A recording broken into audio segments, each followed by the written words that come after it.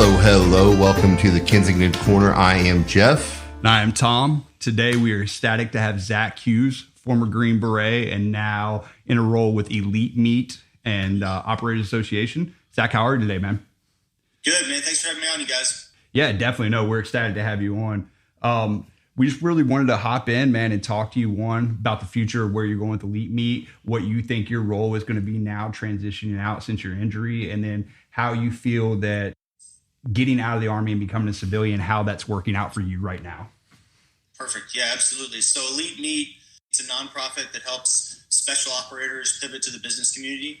So a good friend of mine started it from SEAL Team 2. I reached out after I was injured when I finally figured out that I was probably going to have to get out of the military, and just started working for them, volunteering, helping, providing value essentially, and worked my way up. And now I'm the CEO of the organization. It's been an incredible ride. We meet a lot of people. We have right now about 800 transitioning soft guys that are pivoting to business. We typically see about 800 guys at any time. They get jobs and fall out, and more guys come in. So it's typically the numbers that we see. And it's been amazing. It's been amazing to be able to stay connected to the community and to help out as much as possible. I didn't see that coming when I was transitioning out. I started working for Elite Meat to find my next job, to like sort of network in and find another position, things like that. But life's an evolution. So I found a calling, being able to assist people, being able to help people, specifically my community and my guys. So it's been a blast. Let's see. So now my last day was 20th of 19. So it's been a few months since I retired. And it's just crazy because it seems like I was pretty fortunate because of my injuries. I had about a year of rehab where I did a number of surgeries, and I got to kind of focus on myself for next year, putting the military behind me. And I think that a lot of my guys that I know don't have that. Right. And I know it sounds weird to say that I was fortunate to have injuries, but because of that, I got to think about, I'm not going to be in the Army anymore. What does success look like? So that's kind of like what the last few years has been like for me. And then obviously social media has been a huge part of that for me. I jumped in head first. I think if you're running a podcast or you're starting a business or you want to get your name out there and you don't think that social media is important, you really don't get it because it's 2020 and that's where the attention is. And I think that for me, I'm pretty much a product of my environment. If you get me in the Green Beret teams, I'm going to crush it and do whatever needs to be done to make that happen, or it's making things work. Well, it's social media. So that's exactly what I did. So, and you were already a college graduate as well, right? When you were coming out? Correct. Yeah. I have a bachelor's degree and a master's degree before I joined the Army. Right. Nice. And so when you were, let's talk a minute about your injury then. How do you feel like when you were coming out, was it a lot of like mental as far as like, hey man, like were you like, I wouldn't say scared, but were you at the point where you're like, man, I really don't know what's next? Like, where am I going next with this? So the injury for me, dude, we all got our vices. For me, I really internalized this injury. I haven't really started talking about it until like this year. And I mean, 2020, and we're in January. When the injury happened, I lied to literally everyone about it. And I mean, even guys on my team. I kind of put it behind me. I didn't want everybody to know as bad as it was, especially that's just the warrior mentality. I think that I had a flawed concept. I didn't want to be taken out of the team. I wanted to stay at the bat, and I wanted to keep crushing it. So as I continued with my surgeries, I was consistently downplaying the injury. I mean, period, always, to everyone, to my parents, to my wife, guys on my team. And it was just stupid. I was really just shooting myself in the foot. It's so clear now. But when you're in that mentality, that dogfight, sometimes you just see things a little bit flawed. And to be frank, I saw things a little flawed. So as I was getting through my injuries and they started kind of piling up and things like that, it was interesting. I thought mentally that I was in the right place because I wasn't getting like the PTSD. I wasn't getting depressed. I wasn't getting down. I was staying competitive, right? But I think that my crutch was that I was staying too competitive. And it was like really actually hurting me because I wasn't seeing what was going on. And I just wanted to like internalize it and say I was going to be fine and keep crushing along.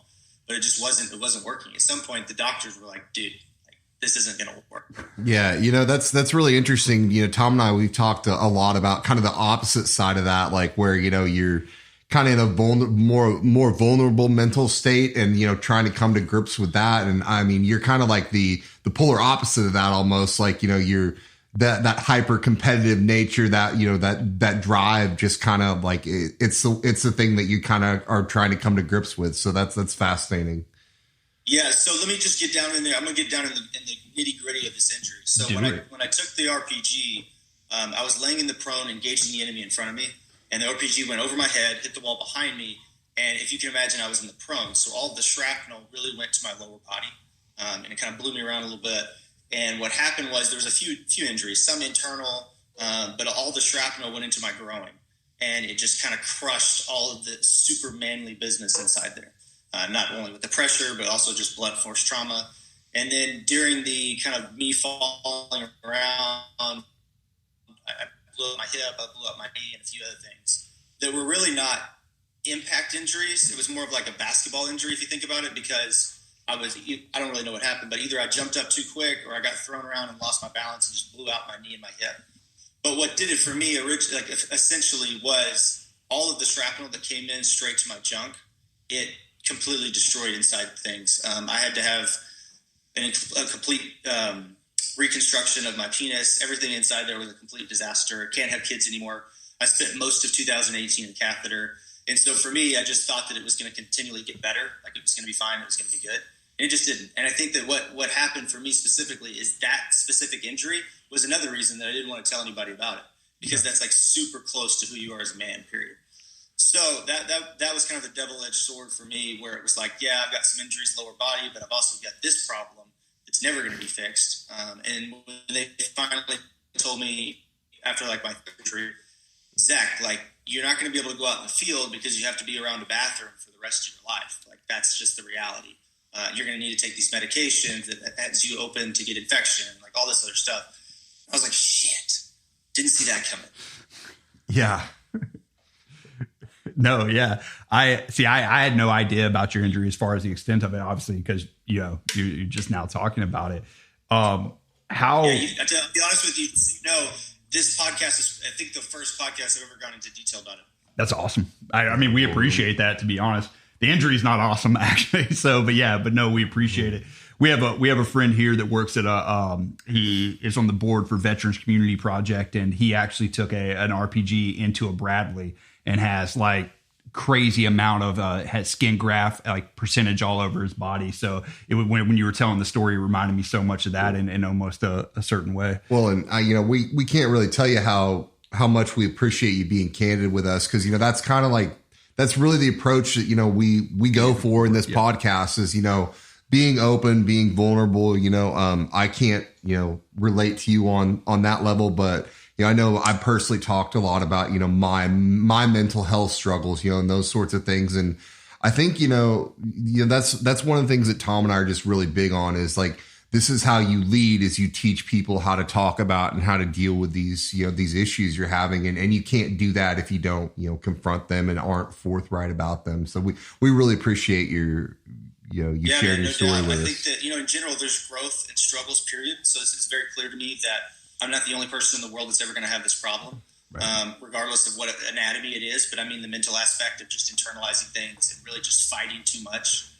So I think that as 2020 approached, I thought about myself, like all these things that I'm doing, I'm not still once again not being honest with people. Like that's literally what I was not doing. I'm still not throwing it out there all the way. So I think it's really important for me that people either A, get some strength for this, or B, it's just for me as well, because I'm actually preaching what I say and I'm letting people know the truth, which is what I've been hiding for a while. That's good. Yeah, I don't do the whole New Year's resolution thing, man. But the one thing I did say this year is that for 2020, I was going to practice what I preach. That's that's a quote what I said, because I was the same. It's so important, dude. It is. No, it's so important, man. My thing too is that and Jeff and I have talked about this, is that I can get on here and I can say some of the most, profound shit, ever. Right. And then go out and struggle in my daily life. And it's like, okay, if you're going to get on here and say those things, then why aren't you putting that to task? Why aren't you doing that? It doesn't make sense. And Jeff called me out on it, and I was like, yeah, that's probably true. Well, that's what boys are for. Yeah. And I think that, that's why Tom and I get along so good, is because, we have frank conversations about these sorts of things. And I mean, he'll tell you that I'm not always the easiest person to get along with. And sometimes he's not either, but that's the one thing that we really, I really value in our relationship is, we're very, everything's very out in the open, so, and that is. It's funny, man. Like the mind will quit on you so much, regardless of what you think about it. Yep. And I think the stigma about mental toughness and things like that is that it's the other way, right? It's the other side that we usually talk about. But for me, it wasn't. So I think that it's important to really just continue to find weaknesses and just attack those as hard as it is or as awkward as it is, period, no matter what it is. You just got to go for it and attack whatever your weakness is. And that was one of the ones that I had some issues with for sure. Yeah. And I mean, but that's such a great ethos just for basically life in general, you know, whatever it is,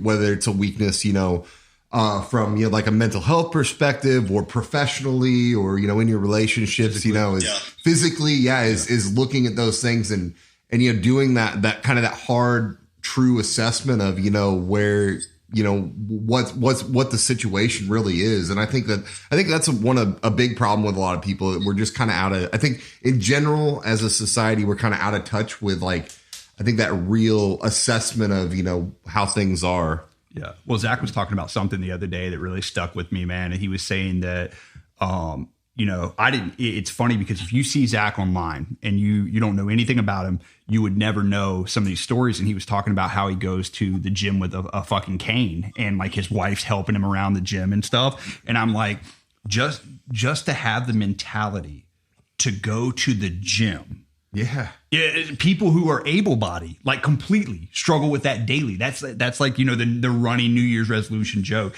And Zack was like, yeah, man, I have to walk in there with a cane. My wife's helping me. People are looking at us and stuff. And to me, I was like, man, I think I'm gonna go deadlift today. Like, I mean, immediately. Yeah, that's what I'm talking about, dude. Well, to be honest with you, man, I get hyped up about stuff like that. We had we were talking about Texas here a minute ago. So 2 days ago, we had a tornado warning. There was like some funnels in the area and it was all crazy. And so as soon as the storm passed, I told the wife, I was like, all right, let's go to the gym. And she was, typical woman. She was like, you got to be kidding me. Like the storm is still a tornado. It's just right in front of us. And I was like, well, it's not going to turn around. Let's go. So we called the gym, see if it was open. And she was like, this is just insane. And so to be honest with you, I kind of like that. Like I like the idea of doing things that are just so crazy, like going in with a cane and people are looking at me weird. It just kind of, it spurs my competitive nature, I think, and it makes me more excited about being in the gym. And it kind of takes out the redundancy of doing things that are kind of boring. So I think that when people find out what kind of makes them tick like that, and they attack it, it's like unstoppable, to be honest.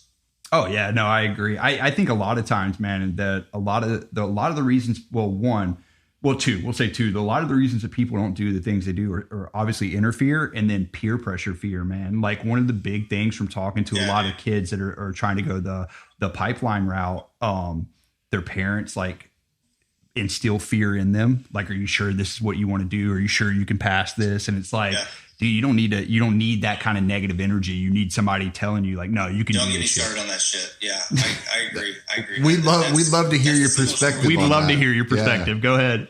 Dude, all right, so here it is. So, that's what happened to me. 9/11 happened when I was in high school, and I wanted to get after it immediately. And my parents were like, hey, cowboy, slow down. Let's go to college. That's kind of the mantra of successful people. Successful people go to college. Right.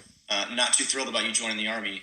And I was like, man, all right, whatever. So I just did it because I was young, weak-minded, and very period. Because they grew me up. They're like amazing people. I love them to death. So I thought that at that time period, I should be listening to them when I shouldn't have been, to be honest. I should be my own man.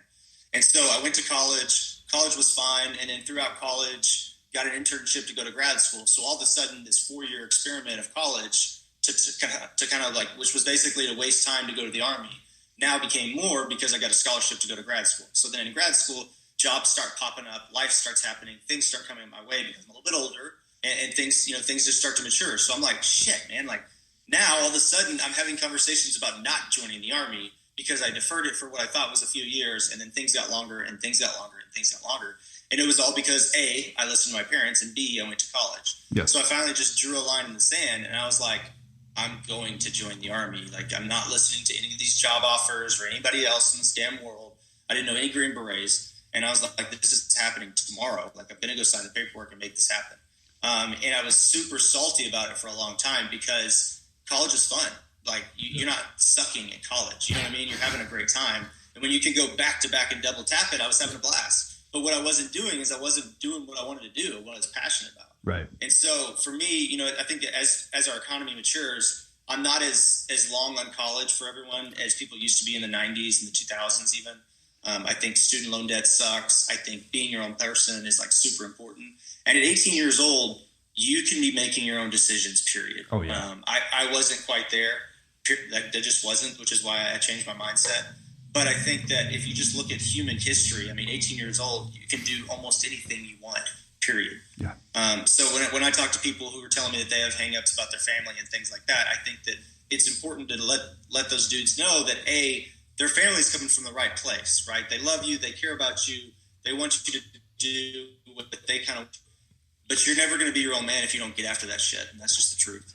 Yeah, I was kind of, the total – almost on the opposite spectrum because I tried the college thing, did not work for me. I said, I'm gonna go to the Army. So I went, did the 4 observer thing, 4 deployments later, tore the knee, got out, and I was sitting here about 6 months ago. Yeah. Maybe not even. And I was putting together my shadow box for the military, man. And I kept looking at everything and I was like, damn, I'm really missing a special forces tab, dude. And I had met Jeff a year prior, and backstory on Jeff real quick is that he was a West Point cadet that thought he had mono and ended up having late onset juvenile type 1 diabetes.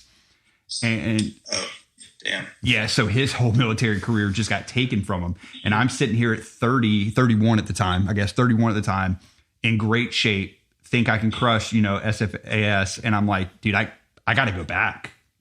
I got to. Like, I had, I want this so bad. And I've wanted it for years, and I put it off, and I was bitter towards the military for a little bit.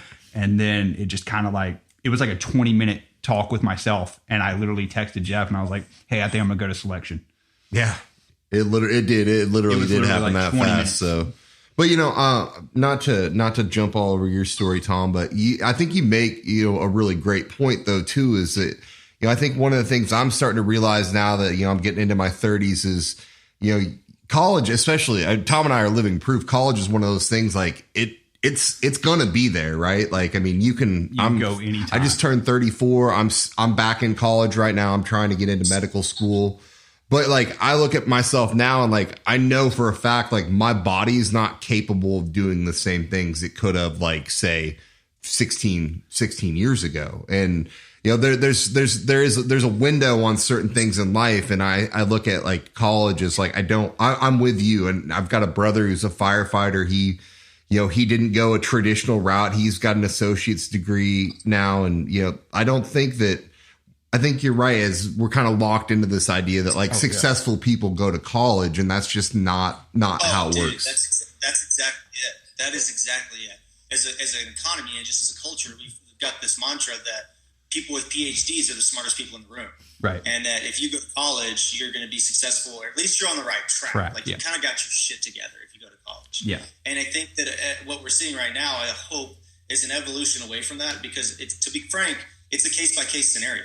Oh, if yeah. your parents are going to pay for you to go to college, then it kind of makes sense. If you've got a scholarship to go to college, it kind of makes sense. If you want to be a doctor or a lawyer or something that you actually have to have that degree, then it makes sense. Going to college and getting a bachelor's degree and a master's degree in criminal justice like I did makes 0 sense. And it's absolutely insane. So I think that what we're seeing now is people that are just more educated. If you want to go into business, there's a case to go to business school. There's also a case to just go work for a business. I think that people are starting to be a little bit more educated, especially since of this student loan crisis that we have as a country. So I hope that younger guys that are thinking about joining the military, they don't just defer to going to college, similar and exactly the same as what I did, and instead they start to just think about it a little bit more, because I'm not as excited about the idea of young men jumping into college for no reason as I probably would have been in like 1999. Yeah. What are your ideas on this new and I'm going to mess up the acronym for it, but it's General Mattis put it in, but it's CCT something, but it's basically where the Army is now they're trying to start where they're paying like infantry, scouts, forward observers, a $60,000 base pay with incentives. And you have to be 26 years or older to come in. Have you seen this at all or no? No, I'm not sure. Yeah, I was just reading about it this morning. It's this new thing that General Mattis was putting in, and now they're trying to kind of implement it. But it's basically like being 26 years or older, infantry, 13 series Fox, 19 series, and basically they're saying, hey, we'll start you out at 60,000, minimum, no matter what. 26 years or older, and they're trying to start like I wouldn't call it like a special operations kind of thing, but they're trying to start like basically a smaller tactical unit. I'll have to look it up again, but I was just reading about it today and was like, wow, it's kind of crazy. Yeah, I think that the army's noticing what they did with the cyber division is sort of attract people from different jobs that were like not your like military type of demographics. They went from completely left field, and it worked. And they saw that like those type of people can come in, and everybody has this idea that if you're in the military, you're going to be like out in the field or you're going to be doing crazy stuff. And the reality is that is not everybody's job. No. We were just talking about that, like literally yesterday, the day before, something like that. Cyber, they brought these dudes in from cyber stuff that were like way left field cyber guys, and they're crushing it. It's like the most competitive branch of the military right now in terms of what they do compared to what civilians do. And so what I'm probably hearing from this Mattis thing, what I think is that they understand that there's probably a pool of individuals that are better suited or could be outside thinking that they want to bring in and start to attract great talent. I think that's smart. You've got to evolve. Yeah, I mean, I think the big thing now is that they're trying to hold on to what they have, because you see a lot of guys from our generation that kind of did the maybe 9 years, 10 years, and we're kind of like, it's not it for me. I have a buddy that's we follow on Instagram.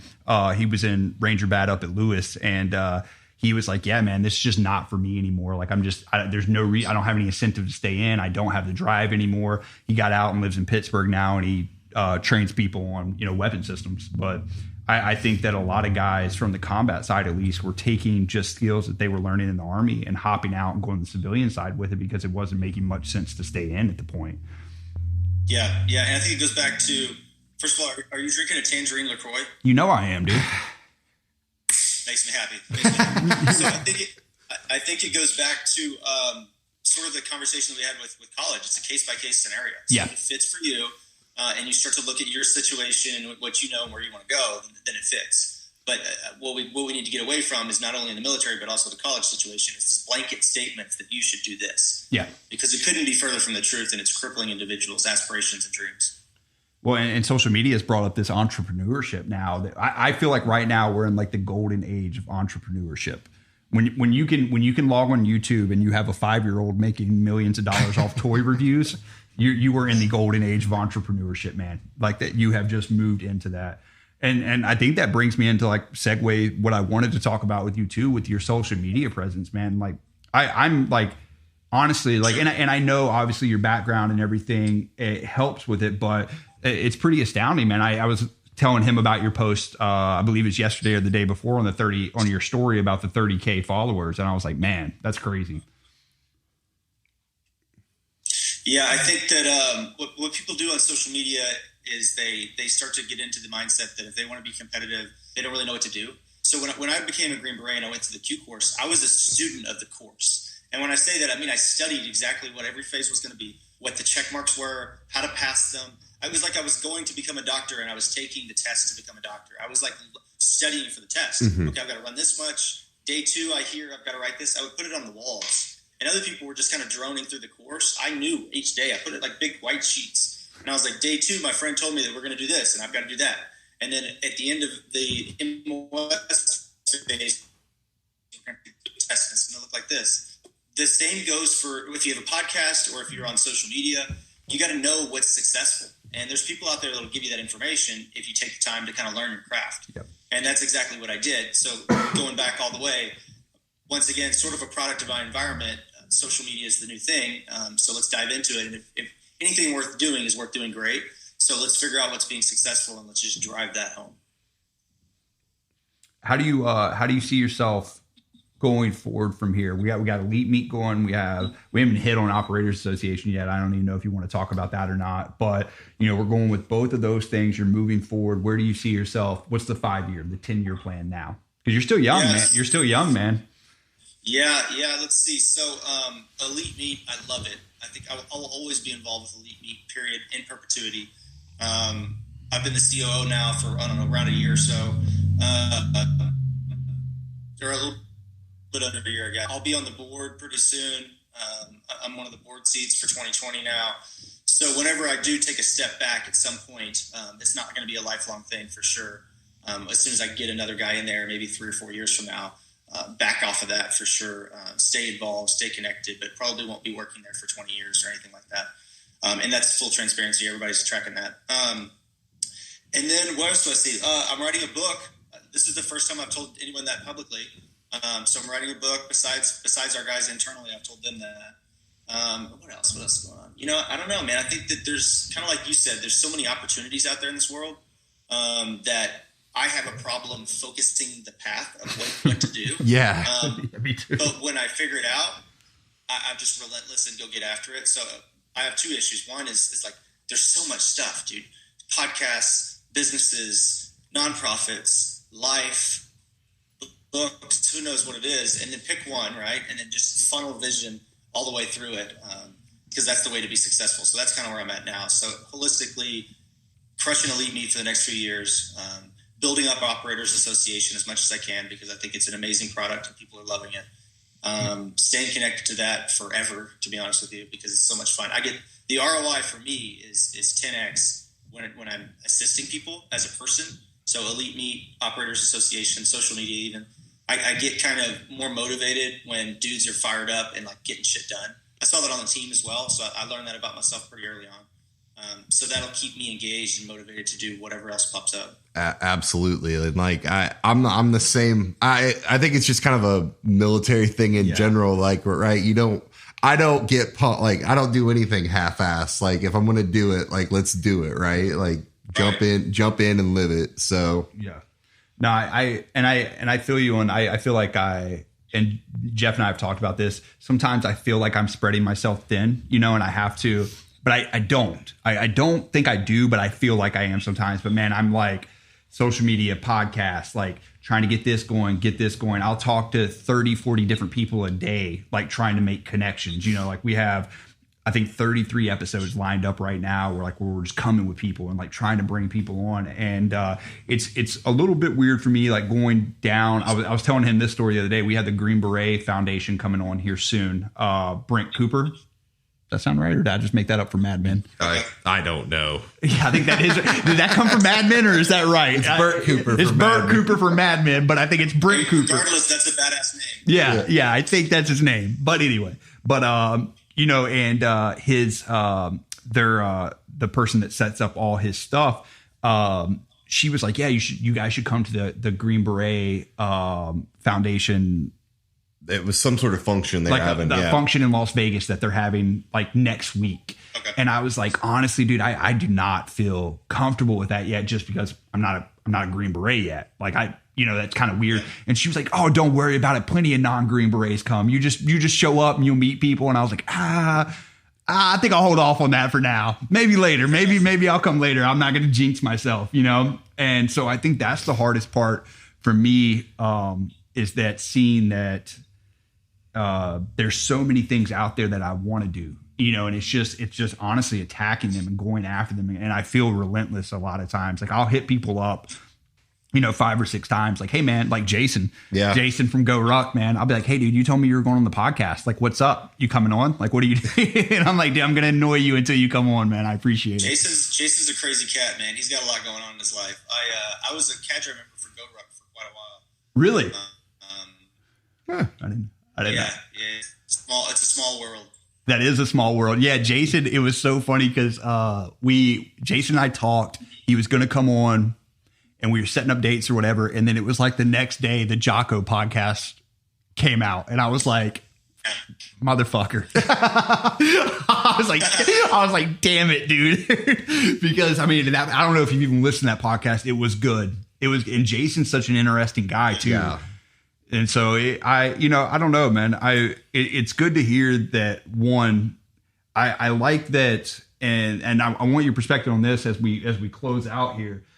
Jeff and I had a discussion the other day about the Vietnam, Panama era Green Berets, and then the era berets that we have now. How do you how do you see things have changed since you were on the team as far as coming out social media wise? You know, we have a lot of guys who are actually more comfortable with it now. Yeah, we were just saying how it seems like, I mean, as opposed to like when Tom and I were, you know, in high school, you know, 15 years ago now, you know, that it's just a lot more out there now. And we're just kind of curious on your perspective on it.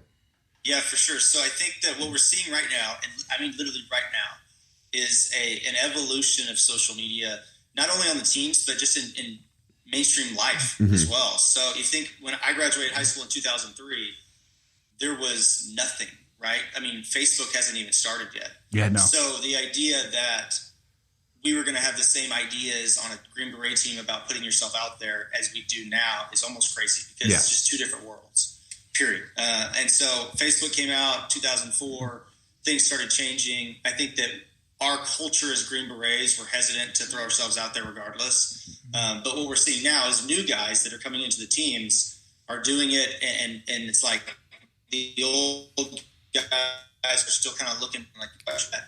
But in the last year, if you pay attention to social media, you'll notice that the Special Forces groups have their own pages. Yeah. And so that's a big culture shift. You've got 7th group, 10th group, 1st Special Forces Command, Special Operations Recruiting Branch. All of them have their own pages. And so for me, looking at that was a profound moment for us, is because this is a recruiting tool that they've been missing for a decade. Yeah, absolutely.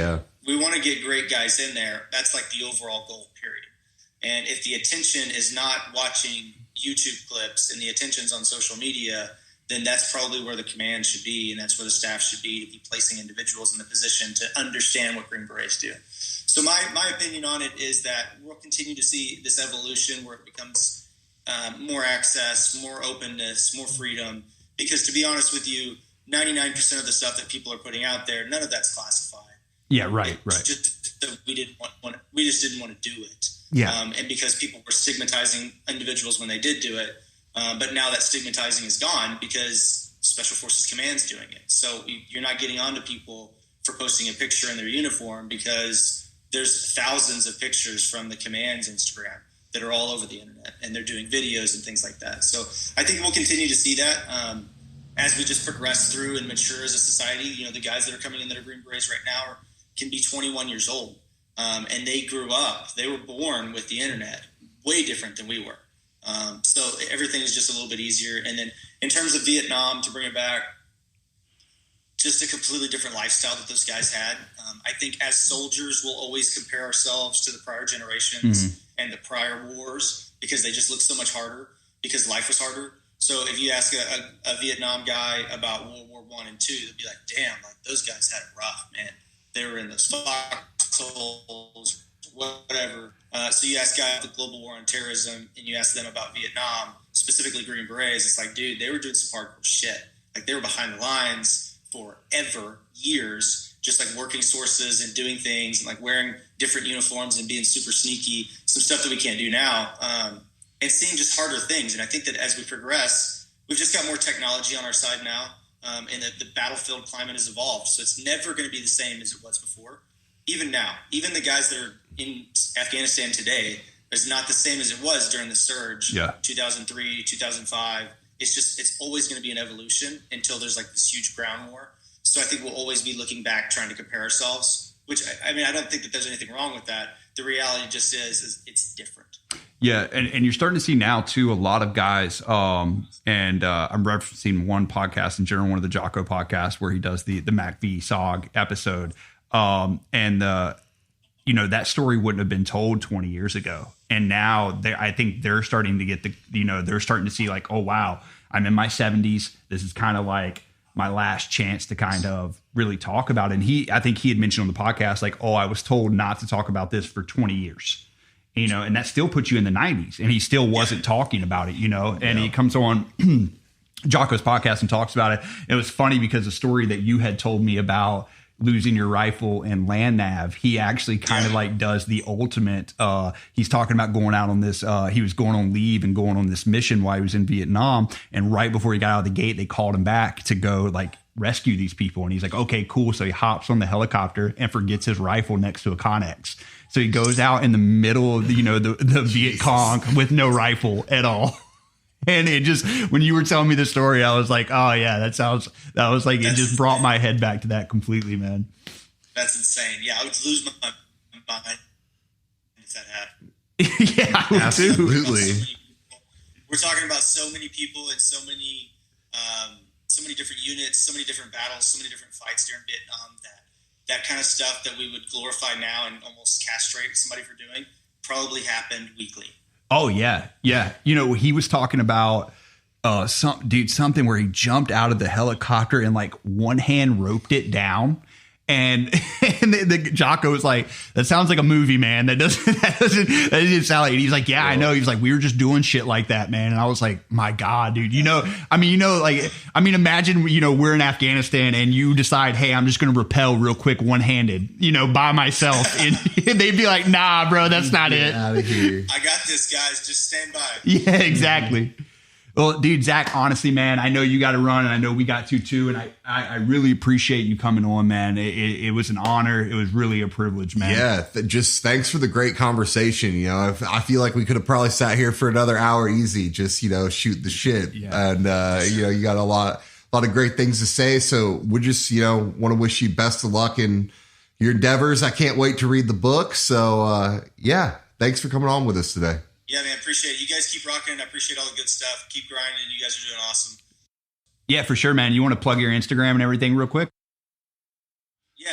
You can find me at Zack Hughes 1 on Instagram, at Zack Hughes on LinkedIn. I think those two are probably my biggest platforms that I'm all over. YouTube as well. I've got a YouTube channel, Zack Hughes. Pretty much, you can find me on any of the platforms at Zack Hughes. Just blowing up everywhere, dude. Right on, man. That's the idea. All right. Hey, thank you guys so much. Appreciate you listening. Always look up Zack Hughes. Find us at the Kensington Corner. Good evening.